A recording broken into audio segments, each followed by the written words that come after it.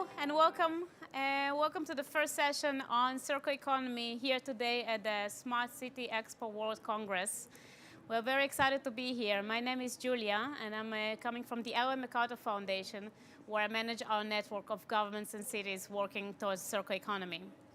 I'm very excited to be here today with our excellent panel of speakers and discuss with you how circular economy is changing the economies in our region. In general, our global economy is changing. The take, make, and dispose linear model, coupled with the growing demand for resources and the growing population, and the accelerated globalization is changing our economy. New challenges are coming every day, challenges that we didn't know of before and we don't really know how to handle. Climate change, pollution of our soil, water, and air, unemployment, growing inequality, and growing amount of people that feeling disfranchised from our society today and are living in a fear that their children will be worse off than they are. And in face of this changing global reality, often it's the cities and the regions who are facing these challenges and are forced to think outside of the box and think how they can leverage their local context to unlock new value, empower their citizens, create new economic models within their regions to address these global challenges in the local context. We're going to hear from our speakers today on how they leverage the circular economy model to deal with these challenges and create new opportunities for development. We're going to start with the single city example coming from Amsterdam, where Slađana Mitovic from the Circular Innovation Office is going to share with us how Amsterdam uses the circular economy to empower citizens and build a more resilient environment in the city. Then we're going to move to a regional perspective and have Mireia Cañellas from the Sustainable Development Office of the Catalonian government share with us the work she's doing together with Alejandro from Lombardy on the European project of circular economy in regions, where they use the policy toolkit from the MacArthur Foundation to assess which new value can be created through the circular economy. And then we're going to open up for more global perspectives with James Pennington from the World Economic Forum, share with us how cities and regions are working around the world on circular economy innovation. You have in your phones the app that allows you to ask questions and vote on questions that you think are worth asking. So please submit your questions, and we're going to be looking forward to hear from our speakers and from you. Thank you. Slađana?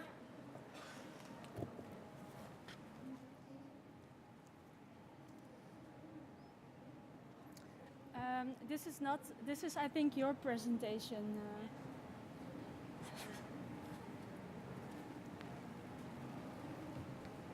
Or yours?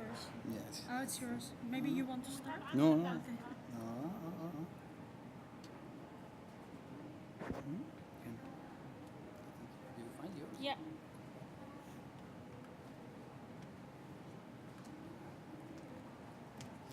So, good morning, everyone. Welcome. Today I want to tell you a little bit more about... can you hear me well? Good. I want to tell you more about our approach in Amsterdam and how we work on the circular economy together with our citizens. So I don't know if you have been to Amsterdam, so I always start with this slide to give you a little bit of a view how our city works and looks like. Amsterdam has only 900,000 citizens. So it's not that a big of city, but it's a very interesting city to think about circular economy because of this small scale. We are like 220 square kilometers and have a lot of historical buildings. So this means that we have a lot of challenges of making our city sustainable within the existing city. Like Julia explained, we are also addressing this big global trend of urbanization. And what we see happening is that the city of Amsterdam is currently growing with 11,000 citizens a year. So this is a very big amount. So Amsterdam has to also build a bigger city. So next to the big challenge that we have of making our existing city more sustainable, we are building in the next 10 years 65,000 new houses.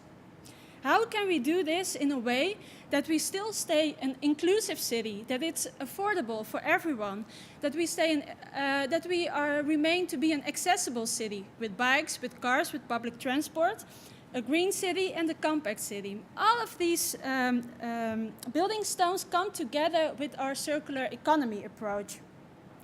So, what is our approach? First, we started to think what kind of streams do we have in our city, looking at traffic, but also at waste.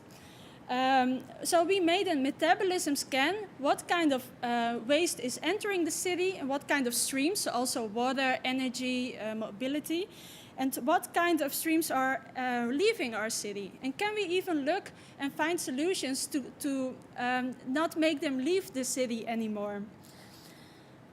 The interesting or the important part that we find out is that circular economy and closing cycles doesn't always happen at the city level. You really have to find out what kind of streams are interesting to close at the scale of the city. For what kind of streams do you need co-creation and cooperation with the regional level, maybe even national level, or European or global level? So this is very important to find out. What we did is map all the companies that are currently surrounded in the Amsterdam metropolitan area. And we saw that we had two big possibilities. The one was focusing on the construction chain, so the construction sector, and the other one was focusing on the organic waste sector, so the food chain. Interesting thing is, for example, for this organic waste chain, if we were able to close this cycle or this chain in the regional level within the next 10 years, it will bring us 150 million euros of value every year. And it will bring us 700 new jobs, additional jobs. So this was a very good incentive also for our politicians and our councils to start working on the circular economy. Very important step when you start working on the circular economy is to understand that it is about a system change and that we cannot continue with circular projects within the existing system. We really should find a solution to hack this system. So we said we should repurpose our city with the existing instruments, with the existing things that we are doing, and see if we can redesign these systems. I will explain you in 5 steps what this exactly means and how you can do this together with your companies and your citizens. So the first one is always start with research and valorization. Involve knowledge institutes and address your urban challenges and find solutions to implement and test them in the city. So this is a great project of the AMS Institute where we used our domestic plastic waste and we put this in the 3D printer and made street furniture out of it. This was a great way to show citizens that with collecting their waste that we can give something back to the neighborhood. We can make playing furniture out of it, but also these great city benches. Other thing is use your city as a living lab and see different kind of opportunities of using living labs. For example, festivals. We have a very big festival business in the Netherlands. We have around 800 festivals a year, and there's like, I don't know, 25 million euros of money that is being spent during these festivals. So festivals can be really considered as very small cities. They have a great skill to test new innovations. So this is an example of digital that's also here at the Dutch Pavilion that really had this ambition to become 100% circular festival within the next 10 years. And they are doing this by the similar way like the city approach is. So we as a city can learn from them what works and what doesn't work and see what we can implement and scale up in the city. Other thing is, look at your own instruments as a government or as a corporate. We have a very powerful tool as city government, and that is procurement. So we are looking how can we use this procurement instrument. We procure for like 1 billion euros a year, so, including infrastructure, public lighting, etc. And how can we use this instrument to challenge new companies, to challenge these frontrunners and help them in scaling up? We have this great startup in residence program, for example, where we invite startups to work 4 months in-house with the municipality. And if they come up with a good circular solution, we guarantee that we buy their solution. So you really help them to scale up, and they help us because they are able to redesign this system starting from a clean paper. The last one is communicate and learn, or the fourth one is communicate and learn. And we do that in 2 ways.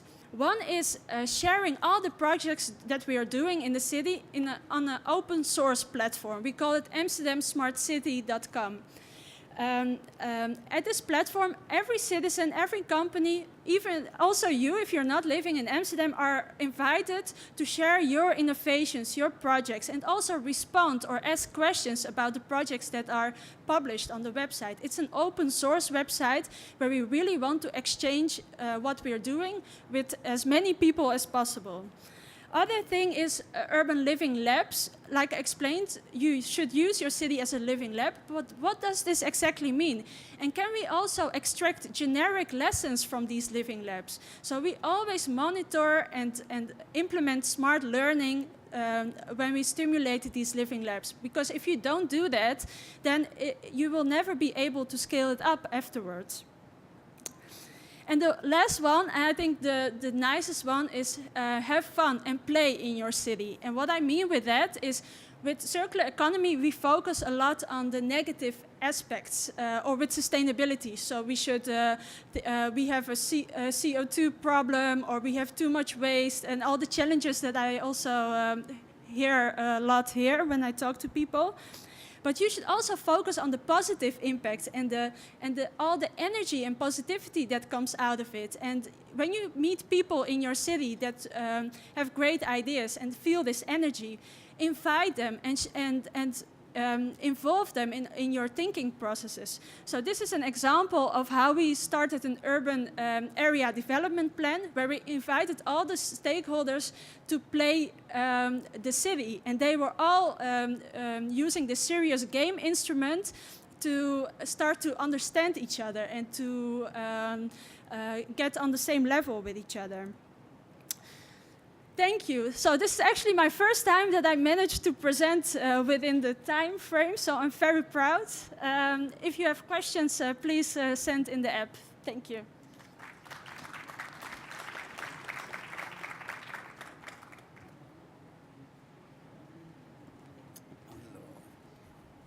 Next one. No? Okay. Good morning, everyone. First of all, I would like to thank the organization and the Catalonia region for hosting me, and the region that I represent here, Lombardy region, the region of Milan, for hosting me in this interesting and very important meeting. My name is Alessandro D'Acomo. I'm a public officer in Lombardy region, and I'm the project manager of the CRC project. I will share this presentation with Mireia. Thanks to be here and to host for inviting me. And the Catalonia region is a partner of the CRC project, and Mireia is the head of the Sustainable Development Unit here in Catalonia region. So CRC project, we have different kind of pronunciation for the acronym of this project, and you can easily understand from the name, it's a project about circular economy. And the aim of the project involves, okay, thank you very much. The project involves 8 different European partners, quite well distributed in Europe. As you can see from the map, if you can understand that this is a map, because it's not well done, but okay, it's the map on our flyer. We have 4 regions: Lombardy region, Catalonia, Lower Silesia in Poland. Then we have Hauts-de-France in the northern part of France. We have the municipality of the London municipality and the Sofia municipality in the project, and then Slovenia and Herderland in the Netherlands. The first objective of the project is, of course, to try to make our economies in specific sector in our region, in our areas, more circular, try to make our economies less linear, but this is a very huge and difficult effort, of course. In particular, in a nutshell, what we are trying to do is to find in our economy gaps in circularity, and we call these gaps opportunities, and then we are trying to understand why we have these gaps. And in other terms, what hampered the development in these gaps of circular economy. And we call this why, this reason, barriers. And then we are trying to understand why can we overcome these barriers, and so what can be the policy solution we can find. And we call this policy solution policy options. So then and in the end of the project, we will collect all these options, these policy options, in an action plan, one for each partner, in order to steer our economies towards circular economy. And then let's check the sector. Go back. Sorry, it's not. Okay, we are working on several sectors, but here we would like to focus just on one sector, the textile sector. That is a sector that we share in terms of interest with Catalonia. And so let's go quite fast to see some of the good practices we have identified. Okay, just a few words on this slide. The textile sector is quite complex because you can have two different kind of branches in the sector. One is for the business to consumer, and the other one is for the business to business. So perhaps the opportunities and the barriers and also the good practices we can find during our activities could be really different from considering the two different branches of the sector. And then let's go ahead to the good practices. That are the first step of our project before finding the real opportunities. And I would just like to propose you 3 good practices we found in Lombardy so far, most interesting perhaps, and then leave the floor to Mireia for the Catalan best practices. The first one is a good practices done by a company that has a company providing technical services for the nylon socks recycling sector, and they have a very ambitious goal. They would like to reach the 95% of recycling of the raw material within a reasonable time. And now they are working in this direction. They are quite clever, and they are succeeding in their objective. The other one is Centrocot, another company, who is providing a support in terms of research and development for all the textile sector in our region. And they are providing along all the value chain this kind of support, both for innovation and circularity. And the last one is a virtual market platform that is now under development, almost finished, I can say. Concerning virtual market means a place on the web where every company can put the waste they have in order to make them available for other companies that can exploit them for their business. So these are 3 examples, very simple, but I think very effective and concrete. And now let's see what Catalonia is doing and what Catalonia found so far. I hand you over to Mireia for her presentation. Thank you, Alessandro. I will very shortly go through 3 best practices we have found in the textile in Catalonia, just to show different kind of opportunities and different kind of businesses. The first one is from Mango, a very important fashion manufacturer and retailer, which is promoting very strongly the use of sustainable fiber into its committed collection and also in other lines. And it has a very ambitious target to reach a 50% of sustainable cotton by 2022. The next best practices, it's Filatures Arnau, which is also an important fiber manufacturer, which is it manufactures PET recycled fiber coming from waste management plants and ocean waste, and also recycled wood, linen, and cotton coming from yarn recycling plants. And they have the goal to reach 100% production coming from recycled sources. And finally, a very important institution from the social point of view, it's a cooperative with workers under risk of exclusion that collect second-hand clothes and in order to reuse or recycle them. So, after analyzing the best practices of all the regions from the project, and also we have done a benchmark all over Europe, we realized that there are plenty of opportunity in the textile. Those opportunities cover all the kind of typology defined at the RESOLVE methodology developed by the Ellen MacArthur Foundation, as Julia mentioned. But if we focus into the industrial businesses, we can say that the two opportunities that has more possibilities in the short and medium term and are those related to optimize and loop, mainly because their environmental impact is higher regarding the reduction of waste or the reduction of resource consumption. The barriers are low or moderate. The level of investment is moderate, and it can be well integrated into the paradigm of those kind of industries. And the replicability is also high. Nevertheless, if we want to oops, doesn't work now. Okay. Now, if we want to promote a disruptive change of the textile sector, we should not stay only in the optimize and loop opportunities. We should go all over all the different typologies of opportunities. We should involve all the actors of the value chain, and finally, we should address also new processes to consider resources and waste coming from other sectors and other industries.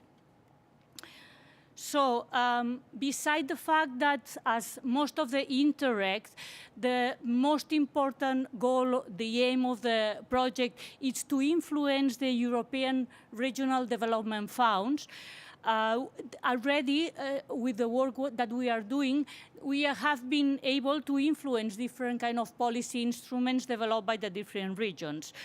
First of all, we can say that thanks to CIRCE, we could refine the London Circular Economy Roadmap. Both Lombardy and Lower Silesia are working in their overall strategy on circular economy.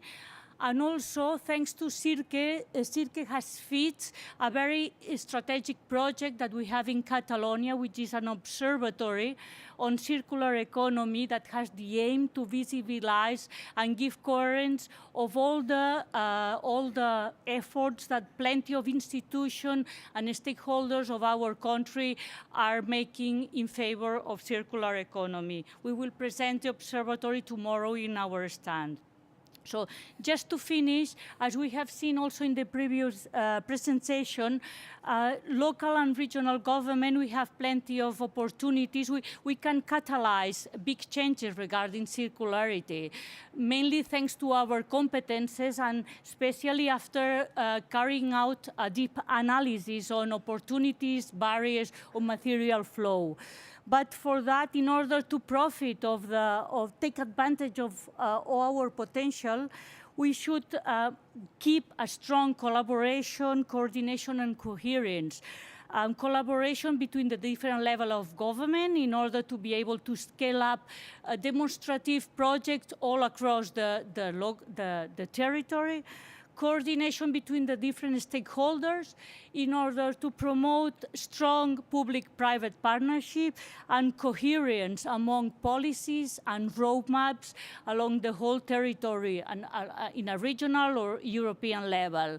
As you can see in the CIRCE project, we cover the three aspects, not only between the different partners, but also in a domestic framework inside our regional and in our local administration. Thank you very much.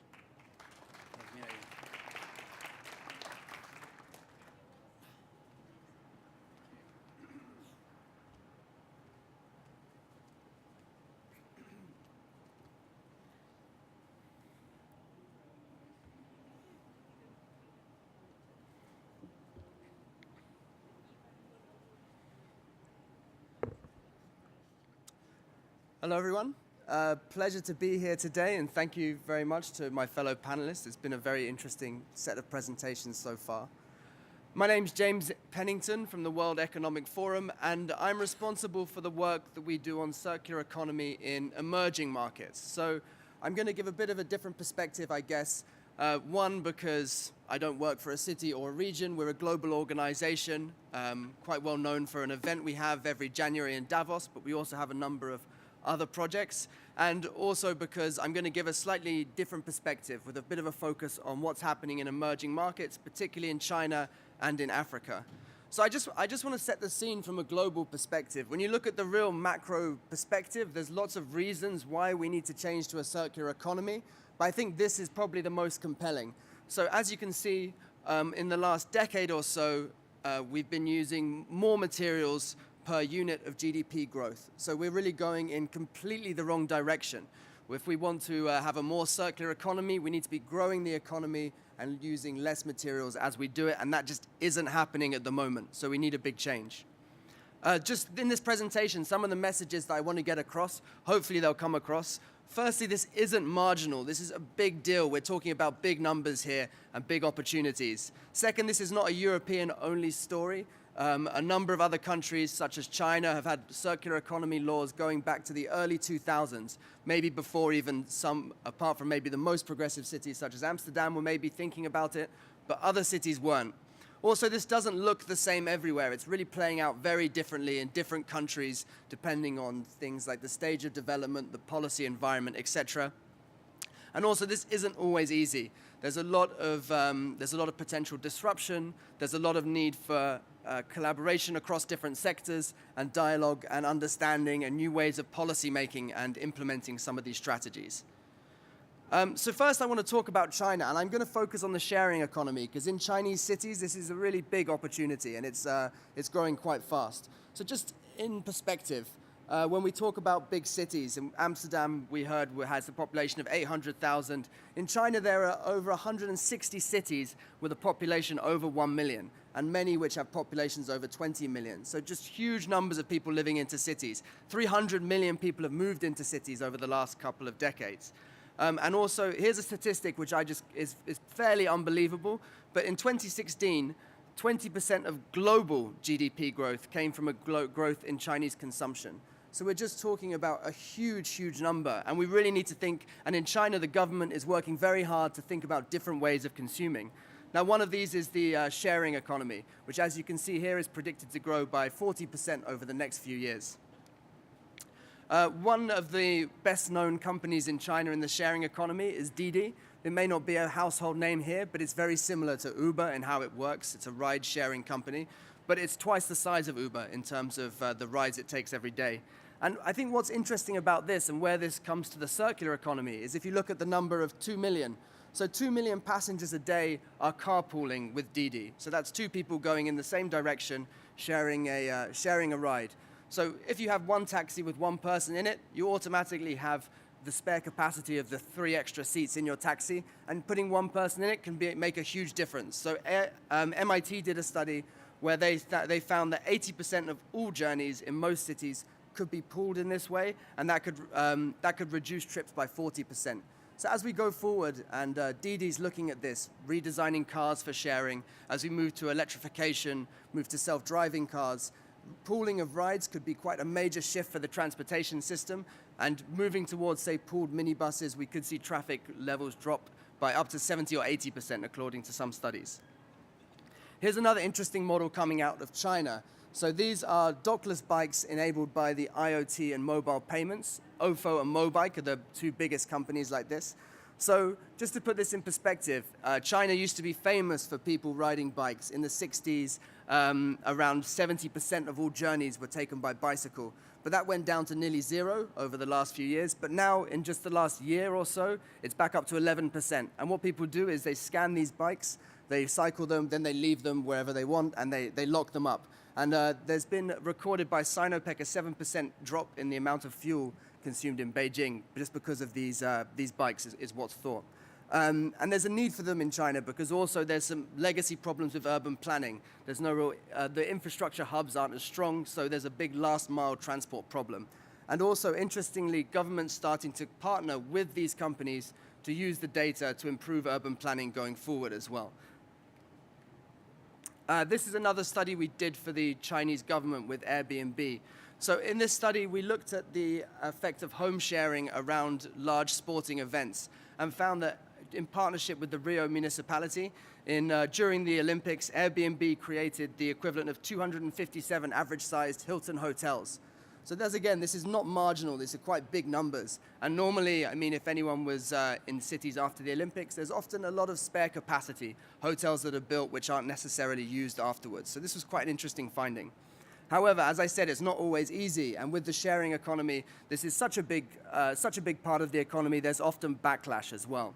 So really, I think to make this work, people have very, very real concerns, whether that's labor rights, whether that's house prices, or whether that's just simply too many bikes on the street. And now often in China, with millions of these bikes on the street, you'll see them piled up all over the place. So there's a real need here for a better policy dialogue, for a better way for these platform companies to work with policymakers and see more of the productive partnerships like during the Rio Olympics than maybe some of the less productive partnerships that we've seen elsewhere as well. I also just want to speak briefly about some of the work we do in Africa as well. So there, across the continent, just to give some macro numbers as well, the middle class growth is predicted to be 123 million today, will reach 1.1 billion by 2060, according to the AFDB. And the population in urban areas is predicted to grow from 36% in 2010 to 50% by 2030. So also we see a huge, huge urbanization trend. And often a lot of these cities aren't necessarily ready for that kind of influx of population, from everything from energy to waste management to all of these different areas. So there's a strong drive for the circular economy in Africa at the moment. In fact, we've seen a lot of leadership from a number of companies, and as a plug for some World Economic Forum work, we have a meeting on Thursday in Bonn, which will launch the African Circular Economy Alliance, which is headed by the Ministers of Environment from Rwanda, South Africa, and Nigeria as well. And there's a really strong momentum there in terms of moving this forward as a key agenda in Africa. Just to give one example, we're working on a lot of projects with electronic waste, and I think this is just quite emblematic of many of the issues that are being faced in Africa. So not many people would think this, but Africa will produce more waste than Europe in 2018. And a lot of that at the moment is just going straight into the informal sector. There's really one or two formal recycling facilities on the whole continent. And this has a huge impact on human health. You can see here someone recycling a lead-acid battery, and this is very much the standard procedure, manual dismantlement in very small artisanal businesses with minimal safety requirements. So this is causing a major problem to human health. But at the same time, electronic waste and many other waste streams as well represent a huge opportunity. So as you can see, 70 mobile phones is the same quantity of gold as 1 ton of gold ore, and the total value of this is estimated at around 50 billion per year. So really to move this forward, there's a need for a massive investment in formal recycling. And to do that, you need huge alignment between different stakeholders. So we've been working with the Nigerian government on a project on extended producer responsibility, which is when a small subsidy from the sale of electronic goods subsidizes the recycling of electronic goods. And to make this work, you really need to have buy-in at the ministerial level, you need to have the companies involved, you need to have local producers, local academics, and really have a strong coalition around this. And also the multinational companies as well, because as with circular economy, which hopefully we'll have more time for the discussion in the panel, a lot of this really starts at the design level and what goes into the products in the first place, and that can't be ignored. So for the World Economic Forum, what we're doing about this, we've created the platform for accelerating the circular economy. It's co-chaired by the organizations you'll see on here. And what it is at one stage, it's a networking organization which really brings together at the leadership level all of the major stakeholders from public, private, and international organizations. And then it's a project accelerator which works in countries to bring forward high-impact projects. So we worked with the Chinese government on their sharing economy policy. We're also working in Nigeria and in Rwanda on electronic waste and on other issues as well, which I'm happy to go into. And so here is a list of all of the members of the platform so far. We meet once a year at Davos, so one of the benefits of this is it's really at the CEO and leadership level, which means that once there's been a decision made there, a lot of these organizations or a lot of the governments really sort of come into line and get something moving. And I think also just looking at the list of some of the companies here, of some of the governments here, of some of the organizations, you can also see, as I said at the beginning, this isn't marginal. All of these people are really paying attention to this and looking at how we can move this forward together. And happy to answer any questions about this and speak about how other companies and organizations and governments can be involved. Thank you very much.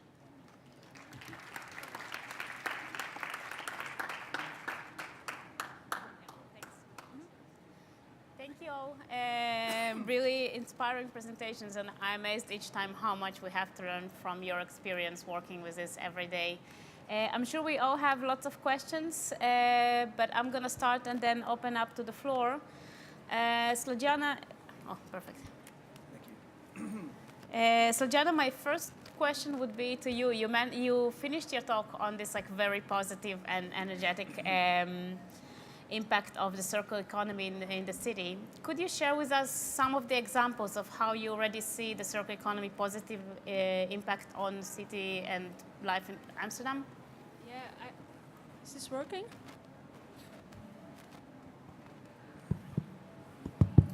Okay. Perfect. I think I have a great example. I think the best way to involve your citizens is to provide them with tools and instruments that they can use, but also to think about incentives to really stimulate them to be part of this transition. A great example in Amsterdam is called Wasted, and there we we started a project where we invited all the citizens in the neighborhood to collect their plastic waste, as you saw at the 3D printing example. But the moment they brought the waste to the hub, they got a coin in reward back for it. I think we have these similar projects also in other cities, maybe also in your city. But that is very interesting because suddenly these citizens got an incentive to bring this waste because they got with this coin discount in their supermarkets and in their cafes and restaurants in the neighborhood. So it was also helping the local economy at the same time. So this is a very good example where you can have this win-win-win situation. Can I add something extra to that? Difficult part became when suddenly people started to steal plastic waste from each other. So it even got too extreme. So then you have different kind of regulation because you cannot enter a hotel lobby and collect there all the plastic waste that they just suddenly unpacked mattresses or something. So that was happening. But that is very positive because people really started to see waste as a resource. And I think that is what we want to achieve. Thank you. Thanks. It's really interesting. Alejandro and Mireia, you told this amazing story of all these regions coming together and working on the circular economy. What is next? What is the next step for this project?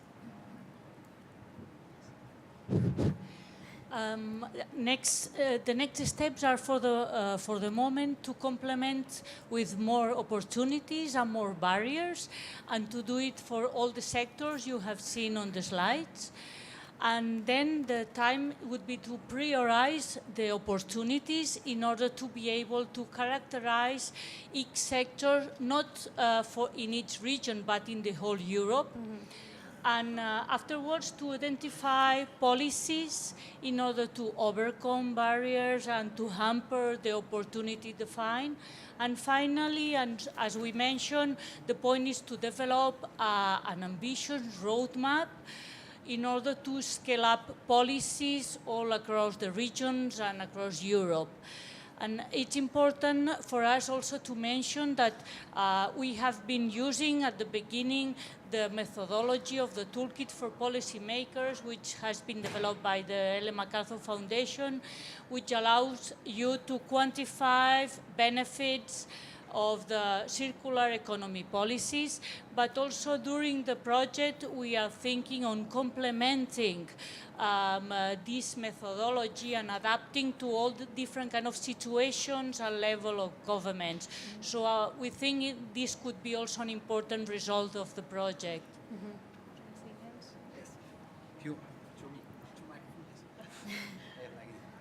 One more thing. Okay, we use the tool of the Ellen MacArthur Foundation. And what is important to emphasize in terms of collaboration among regions is that the methodology we decide to develop foresees a kind of cross-regional analysis. Once we have detected, once we have mapped all the best practices and all the opportunities in the different regions or areas, we are going to do a kind of exchange of experiences and a kind of cross-regional analysis among the opportunities to see if something that is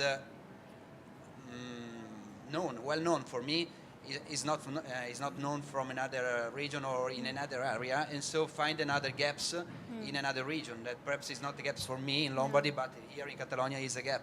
And so we produce a kind of adapted tool for our project, helped by our consultant at the Politecnico di Milano and the CNR, that is the National Research Center of Italy. And so we are using this adapted methodology to enhance the cross-regional analysis among partners. All right, thank you. And then James, you have talked about so many things that are happening in the circular economy around the world, really inspiring. What are the trends going forward? What can we keep our eyes open for in the next couple of years? Yeah, thanks. So as I said, I think that the effect the sharing economy has is going to be massive, especially in China. I mean, it's being pushed by the government hugely there. Also, there's a lot of innovation and startups around this. So in China, if you go to a basketball court, you can rent a basketball for 20 minutes, for 30 minutes to play basketball. Cool. If you go to a mall, you can rent an umbrella for 5 cents for an hour or something if it's raining. And this is going into every product category. I think also, speaking about China, one of the big things is around e-commerce. Like I said, 20% of global growth comes from Chinese consumption, and a huge amount of that is online commerce as well. And actually, some of the companies are getting smart to these circular economy approaches. So Jidong, which is called JD.com, which is one of the biggest e-commerce firms after Alibaba, they are now starting to do a service where they'll pick up the packaging. So after they send it to you, they'll come back again, and they'll have a reverse logistics system to pick up all of the packaging. Also, companies like Huawei are working with Jingdong to pick up the old phones as well and bring them back for recycling. So actually this logistics network, which is going one way, I think we're starting to see that playing the other way in China. But I think that hasn't necessarily happened here, but maybe someone needs to speak to Amazon about what they can do on those kind of things. I mean, also just one more point on the global aspects of this. I think that it's so important, obviously, to look at this from a cities and regions perspective and see what you can do within the cities and region. But if we're talking about moving to a circular economy in general, we have a global economy.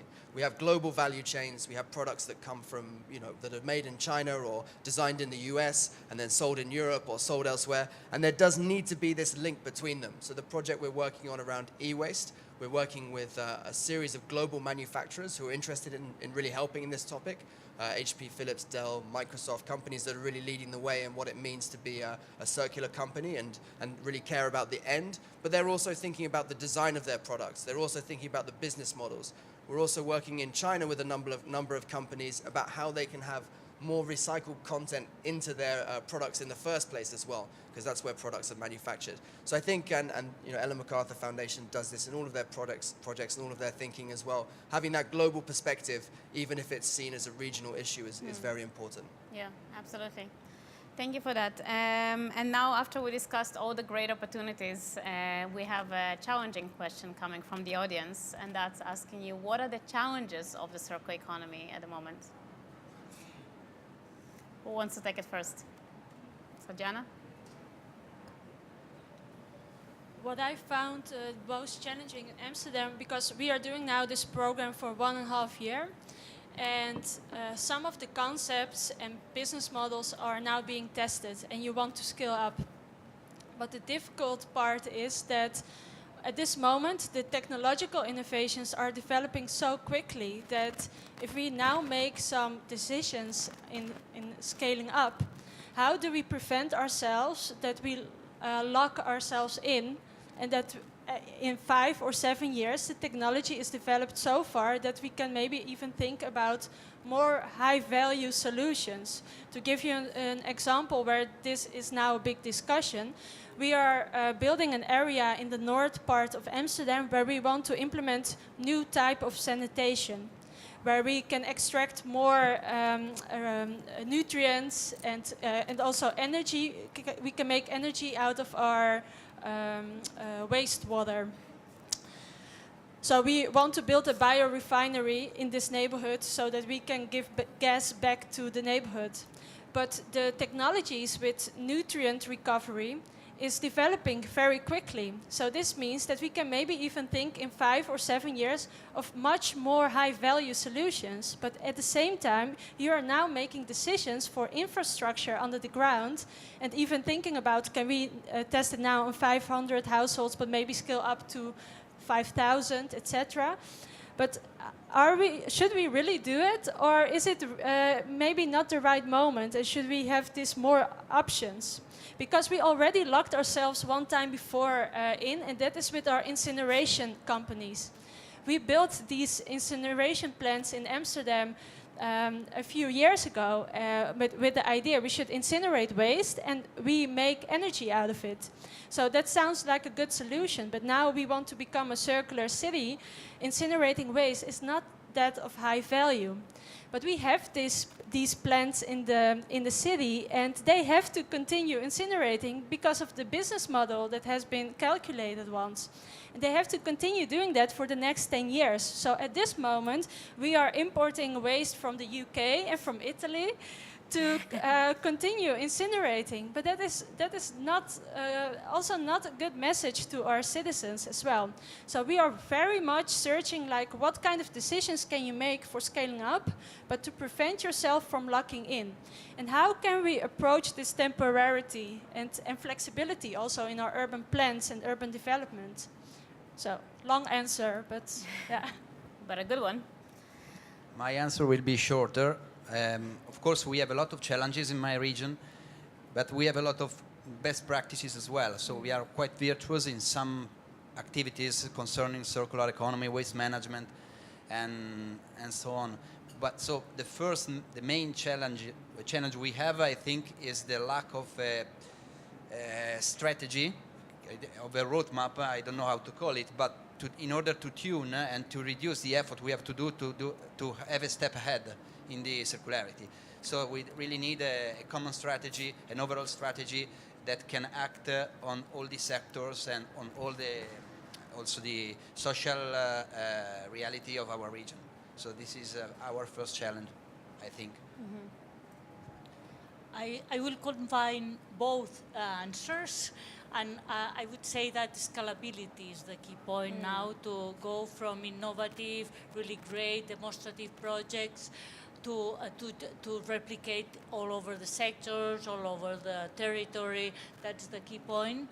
And also, one of the barriers are the coherence, and maybe having a cross-cutting strategy. It helps to put more coherence in especially in the different policies, because sometimes economical policies or regulation are not aligned with circular economy model, and we have some incoherence in our same government or in different level of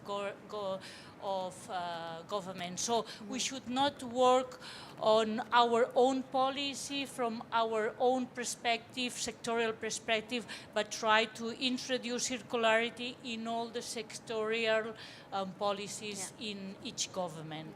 Thank you. Oh, thank you. Yeah, I think I definitely agree with all of the points, and I think especially on the point about scale as well. So I think there's a real need to scale. Just thinking about some of the context that I was speaking about, particularly in some of the countries we work in Africa, so talking Nigeria, Rwanda, some of these places, there's a need for huge investment. I mean, huge investment in recycling infrastructure, and to get there as well, there's a need for the right policy environment where people feel they can invest. And also to get there, you need a lot of people to act together at the same time. So you need like really mass coordination of different stakeholders, I think, and a lot of collaboration across these different stakeholders to really get there. I mean, I would say that working at the World Economic Forum, but I do believe that's the case. I think so. So investment is one, policy is the other one. I mean, looking at some of the work in China, there's a number of different policy measures which could be taken, which would incentivize, say, more recycled material in products. And it's not always easy, and you have to have a dialogue and understand why certain rules are in place from policymakers' point of view, and why that would also, how that could incentivize companies to do that. But you have to have this dialogue and really work out the right regulatory system. And I think in a lot of countries, policymakers, apart from obviously people we have here, of course, haven't necessarily been thinking from a circular perspective for, say, the last 30, 40 years, making some of these policies. And waste is also often seen as waste and something to sort of get rid of in any extent, and not necessarily of something which can be a resource going back into your economy. So changing those mindsets are quite important. And then, as I mentioned before as well, design issues, especially when you're looking at emerging markets. I mean, things like certain materials such as, I don't know, sachets for hair shampoo, something like this, or some of these small format projects, the Ellen MacArthur Foundation New Plastics Economy, which we were involved in for a number of years, has looked into this, which are exported to countries without a functioning waste system, are basically never going to be recycled and probably never going to even be captured. They have no value. They'll probably end up in the ocean at some point. So there's certain things when companies are exporting to certain countries, need to think about some of the design of some of these products as well, and what the countries can manage with. And then you need to have the investment in those countries as well to have the infrastructure to deal with some of this and to capture some of the value. Okay. Thank you. Any questions from the audience? I think we have time for one or two questions. No? All right. Well, then I think we can maybe ask some of you just some closing remarks, closing comments. What are the next things you would like to communicate for encourage people to go forward and start working on the circular economy?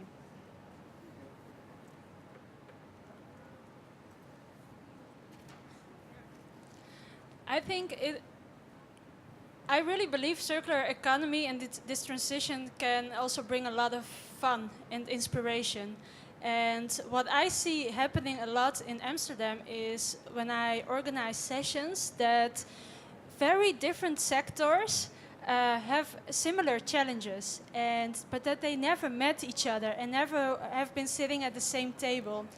I think it is very interesting to also look behind your existing, behind the sector that you are working on, and see what you can learn from other sectors that can inspire you to implement it there as well.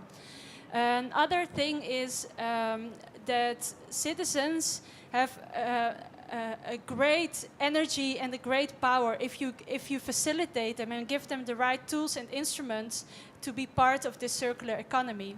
I think a lot of what should happen is a cultural change, and I think what we definitely never forget is to involve our users, our citizens in this transition. So that is definitely my advice. Otherwise, you can develop a lot of plans top down, but no one will feel anything for these plans, and it will just fade away. So that's my advice.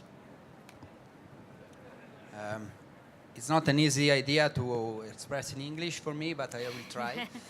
Sometimes circular economy seems to be a kind of slogan that we put on old policies, in particular in European Union, policies that are still alive since the 90s or the early, I don't know, 20 years ago.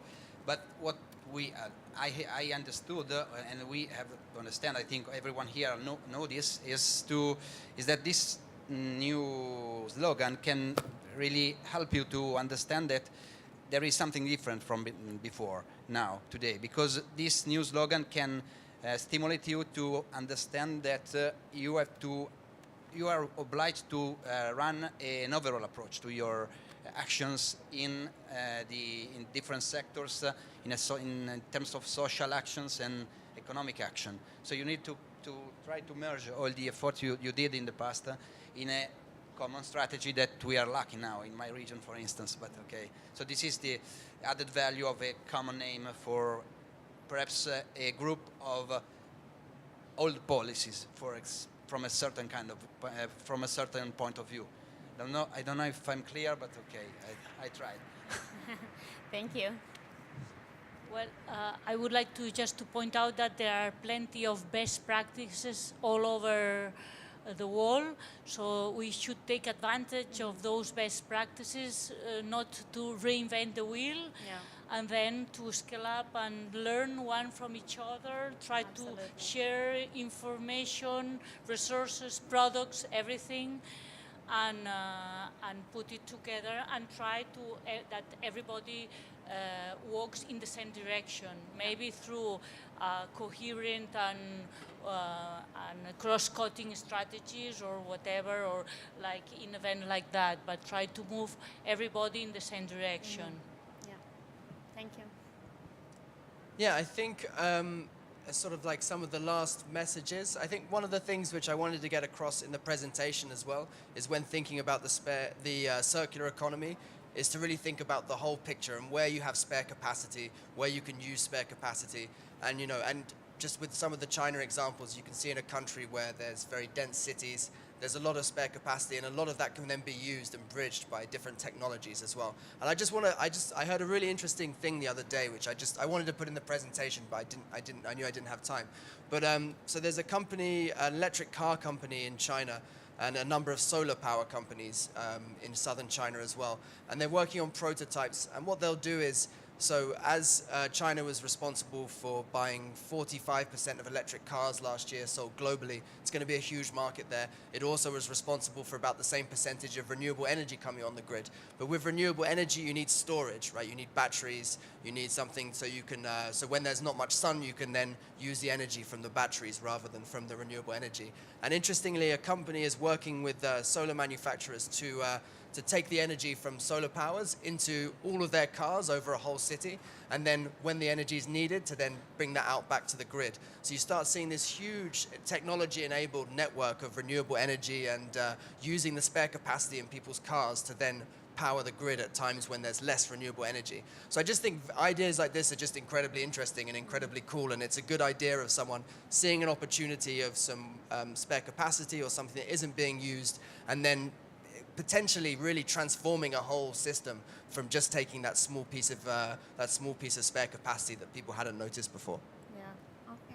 Thank you. I think we got some really great advice, and if I can even try to summarize this very rich discussion, then I would say that approaching the challenges and viewing them as opportunities and design solutions that fit for purpose and for the entire system, but are relevant in the local context with a global perspective, that is the way to go. And then build a coalition of people around you that can support and collaborate all together, and engage the global value chain to allow scalability and spread of these ideas beyond the local context. Thank you very much for this really interesting discussion. I hope you enjoyed that, and I'm looking forward for the rest of the sessions today. Thank you. Thank you.